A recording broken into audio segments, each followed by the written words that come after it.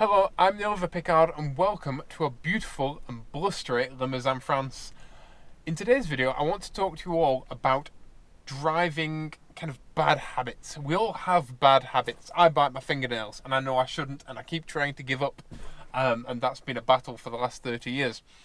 But we also pick up bad driving habits as well. And I'm not saying that I'm a perfect driver by any stretch of the imagination, but in today's video, I'm going to show you 10 bad driving habits. Are they the most common driving habits? Not necessarily.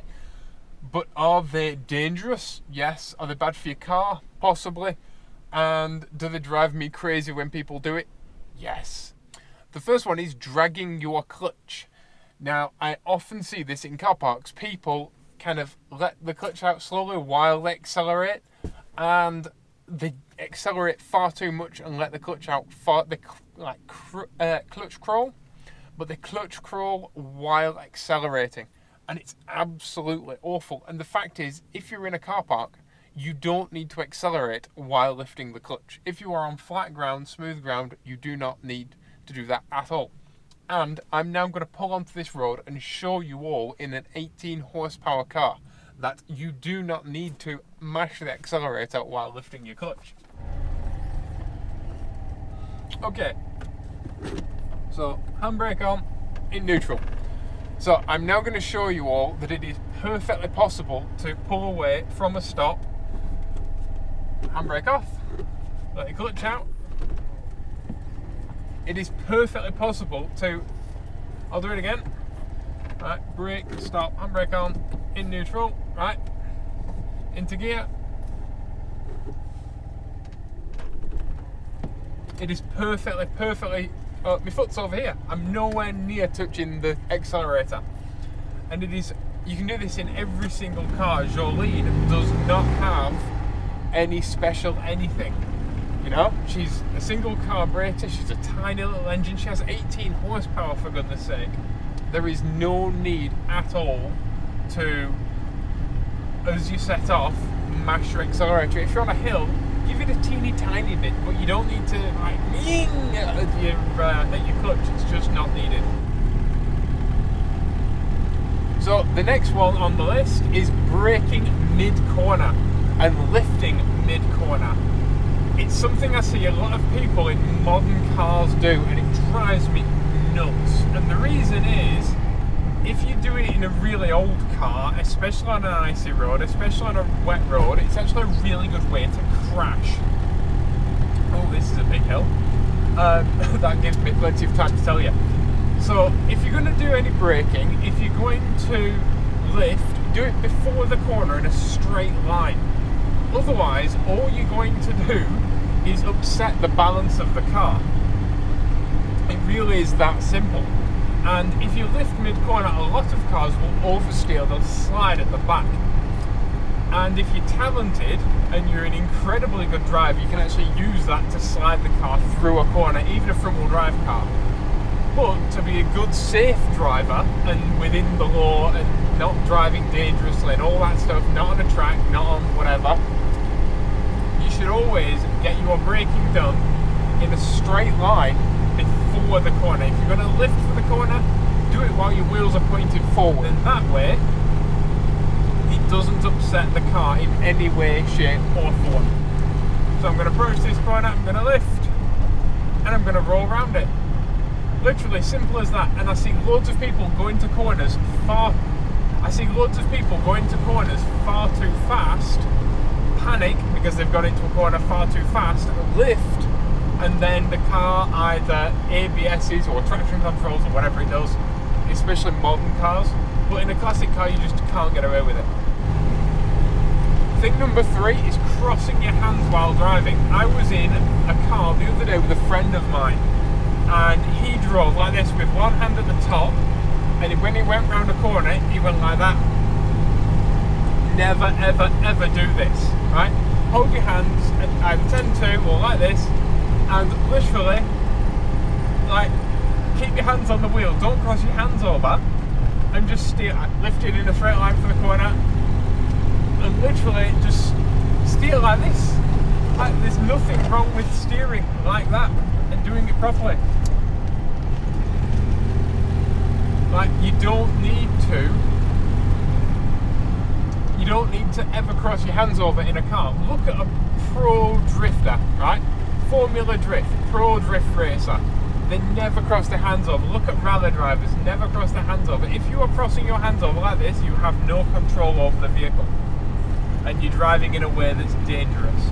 There's simply no need for crossing your hands over while you're driving. It's a bad habit, it's a really bad technique, and it's massively dangerous. The next one on my list is pointless overtaking. This happens a lot as a classic car driver. People come up behind you and they either sit up your backside, or, and the worse than that, is sitting up your backside at night with your full beam headlights on. If you're behind somebody at night, you can turn your lights on to dim. Otherwise, you just blind the hell out of them by the rear view mirror. So, tailgating people, sitting up their backside, not giving them adequate braking space. This is massively important in winter. You know, we're in winter, there's leaves, especially, look at this, leaves all over the ground, wet road, and it's in the shade, so it could actually be icing. And if I was to brake, it would take a greater braking distance. It's autumn after all. You know, it's autumn, winter, whatever, it's nearly December. So I require a greater braking distance. This does not invite other people to sit in between me and the car in front. It means I need more space to stop. And equally, overtaking, like, don't needlessly overtake. Don't overtake somebody into a village. Like, you're both going to be doing the speed limit. You're both going to exit the village together, hopefully. You know, doing your 50 kilometers an hour. It's just not necessary. You know, it's really funny. I regularly get overtaken even while doing the speed limit. Like, I'll be in a 50 zone, I'll be sat at 50, and I'll get overtaken because people believe that because I'm old, and I'm not old, Jolene's old, I'm slow. And it's just simply not the case, as you guys know from these videos. And even as a cyclist, like, I've been overtaken as a cyclist on the descent, going well over the speed limit, doing some kilometers an hour, and me and my friend once got overtaken by a large BMW that nearly crashed at the bottom of the bottom of the corner, bottom of the hill, because he was going so fast to overtake us. He didn't even look at his speedo, and he nearly ended up in a mess. The next thing on this list is swinging the car outwards to go around the corner. This is especially on a 90-degree bend. I see it a lot. People kind of edge outwards as if they're gonna, like, apex, even around town, to go around a corner. It's simply not necessary. And proper driving speeds, at normal driving speeds, you don't have to swing a car outwards to go around the corner. You know, turning left to go right.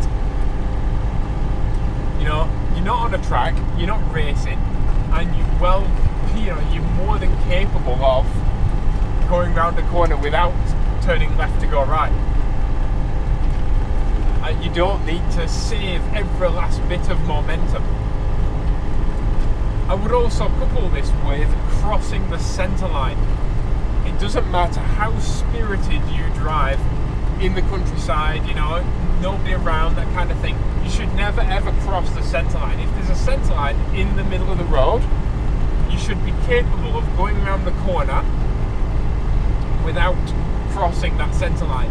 You're not being timed, you're not racing, and so you should be able to go slow enough to go around that corner without crossing the line. It's completely not necessary. The next one is not indicating. Like, it's here, it's a little thing and it clicks. How hard is it to go around the corner without, like, come on, indicate people. The rest of the world needs to know what you're doing. It's not good enough just for you to know what you're doing. Number 9 is to be honest about your driving skills. Be honest about your abilities with yourself, and don't push yourself beyond your own skill level. You You know, I'm completely honest with the fact that I'm not Sebastian Loeb. Sebastian Loeb is Sebastian Loeb, and I'm nowhere near as good a driver. I'm pretty handy with the 2CV, but that doesn't mean that I'm a fantastic racing driver. And the best way for me to be safe is to drive well within my abilities and know my limits.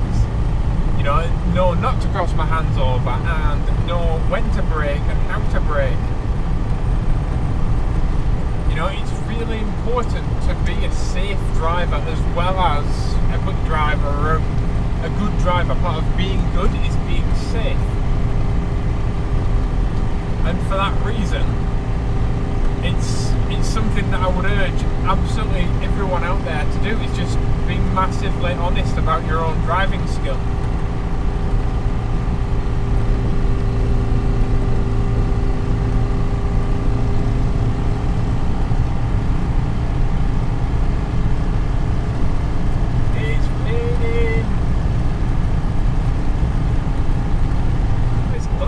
Is driving while distracted, and I'm talking about messing with the radio while you're driving, you know, changing radio stations and stuff like that. Pick your radio station before you get in your car and stick with it. People who, I used to have a friend who drove to work every single day with porridge on her knee, a boiling hot dish of porridge, well, at least scalding, you know, it could give you 30-degree burns. Dish of porridge on her crotch, and she used to sit on the motorway when she drove to work with a dish of porridge on her knee. Like, that's not good. Like, you're a bad driver. That is terrible driving. And you know, just messing around eating an apple while driving is not good driving. Stop, eat your apple, then get in your car, then drive. You know, even things like drunk driving. I never have a drink, ever, at the wheel of my car. Well, not at the wheel of the car, but if I go to a restaurant, for example, I don't have a drink at that restaurant and then get in my car and drive. Not one, not a nothing. And the reason is, it's not safe for me to do so. Because if I drink, my reaction times are slower. And I'm more likely to have an accident, and I don't want to have an accident. You know, it's more important to me to be a good, safe driver. And cars are getting safer and safer these days. And so the life you're risking is increasingly not your own life, but other people's. It's who you hit. And a friend of mine the other day says to me, oh, it's really bad now. They've instituted special speed cameras in France that can tell if you're on your phone or not. Isn't that terrible? And I said, well, not really. You shouldn't be on your phone. You know, you just simply shouldn't be on your phone. People texting while driving and people who are on their phone while driving kill more people than drunk driving. It's statistically worse for the world than drunk driving. And so you simply shouldn't do it. And I do believe that if you drive while on the phone, you shouldn't have a license.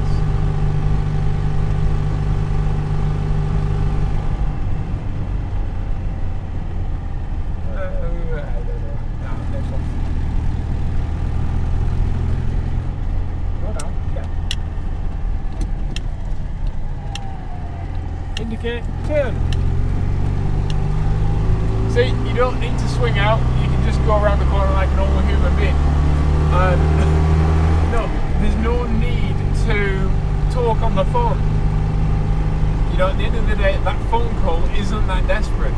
You can wait 2 seconds while you find somewhere safe to pull in, and then ring them back. It has an answer machine. You know, if it's that desperate, they'll ring you back. You know, and especially texting. Like, you cannot concentrate on tweeting while driving. You simply can't do it. I have a hook here that I hang my phone on. My phone has a ring, it's actually on the shelf at the minute, but my phone has a ring on the back. And, come on, you should chuck yourself in the ditch. I'm a little 2CV, you bugger. But my phone has a ring on the back and it hangs on this hook, and when I have the radio on, I listen to the radio while it's hung there, and my little Bluetooth speaker sits there, and I don't touch the radio.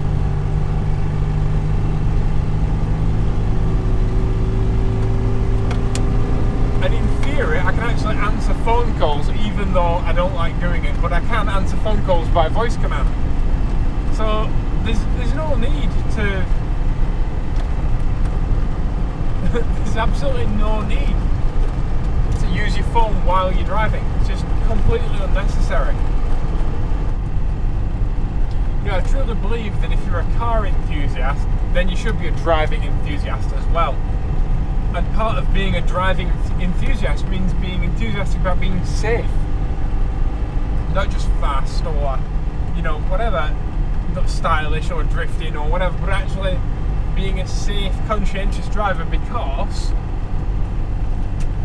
we live in a time when self-driving cars are talked about regularly in the news.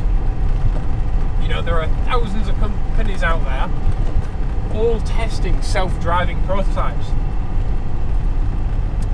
And people are saying that humans can't be trusted with the act of driving because so many people die every year on the roads. You know, people get hit by cars, cyclists get hit by cars. It's an awful, awful situation. And I like driving. I'm a driving enthusiast. I'm a car enthusiast. I want to be able to keep driving my car. I truly believe that I'm a safer driver than a computer. And especially at the state of technology we're in now, you know, when we live in an era when Twitter freezes and when Instagram commonly doesn't work, and these are multi-billion-dollar, you know, for-profit companies, I don't want my car to freeze, you know. My laptop's a very good laptop, but occasionally it freezes and goes wrong, and what happens if my self-driving car freezes?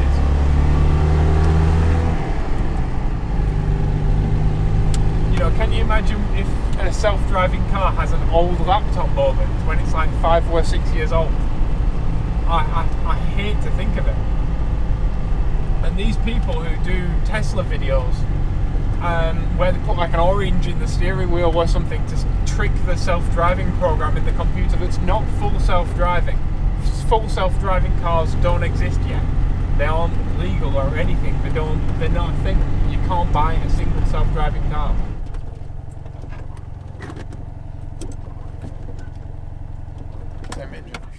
So I think, you know, in an era where our rights to drive, it's not actually a right, I say our right to drive, it's a privilege to drive. And in an era when our privilege to drive is increasingly under threat by the fact that so many people die, you know, it's a sad truth that we all have to face as people who are passionate about driving. We also need to be passionate about safety. And we also need to be passionate about being better drivers. That's an important thing. You know, it's crucial. And your car is only as good as you are. And you shouldn't require, you know, safety electronics to be a good driver. You should be a good driver, and then the safety electronics, the ABS systems, the traction control systems on top of that should ensure that your car does what it's supposed to do, and that your car is as safe as it is absolutely possible to be, on top of you being an excellent driver. And if you do any of the things in this list, I don't want you to feel bad. I just want you to think about, you know, your driving ability, and think about being a better driver and what you can do to improve your driving skills. Everybody out there, including myself, you know, I've taken a long, hard look at myself in the writing of this video and the way that I drive. And, you know, everyone out there drives passionately. Everyone out there drives spiritedly. There's not a single car enthusiast that doesn't drive spiritedly. Anybody who says that they don't is lying. But there is a time and a place, and we need to give ourselves the skills that every single skill that we can to do it as safely as possible and not have bad habits. And just like biting our fingernails, we need to make a solid effort to stop and to, like I said, be a better person. Because after all, why not be the best people we can be? So, thank you all for watching. If you have any comments or questions, please leave them down below. Are there any things that I've left off this list? Are there any terrible driving habits that you wish didn't exist? Please tell me down in the comments below. If you like this video, don't forget to click like, and if you want to see more videos like this, please subscribe. Please be awesome to each other, and I'll see you all in the next video. Bye bye.